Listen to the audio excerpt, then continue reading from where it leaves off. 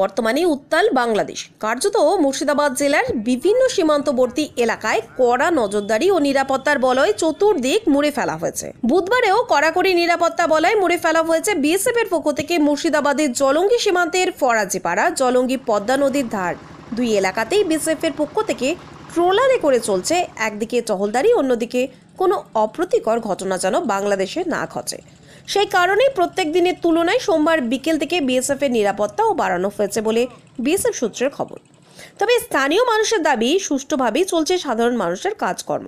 যেহেতু ফরাজিপাড়া এলাকা থেকে 3টে গ্রামের ভেতরে যেতে হয় মানুষজনকে, এমনকি চাষের জন্য যেতে হয়, সেই কারণেই সীমান্তবর্তী এলাকায় বিএসএফ এর নিরাপত্তা বাড়লেও স্বাভাবিকভাবেই কাজে যেতে পারছে এবং ওপার থেকে এপারে মানুষ আসতে পারছে ভারতের মূল ভূখণ্ডে। তবে বাংলাদেশে কেউ যেন অনুপ্রবেশকারী ঢুকতে না পারে, তার জন্য বিএসএফ এর নিরাপত্তা বাড়ানো হয়েছে বলে বিএসএফ সূত্রের খবর।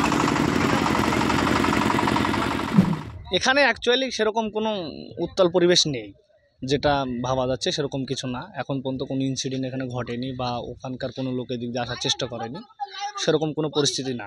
যতটা কেমন করা না, বিএসএফ এর স্ট্রিক্ট ডিউটি একটু হবে, যেহেতু একটা ফরেন কান্ট্রিতে তক্তা পাল্টে গেছে, সে কারণে হবে একটু, সেটা কোনো বিষয় না।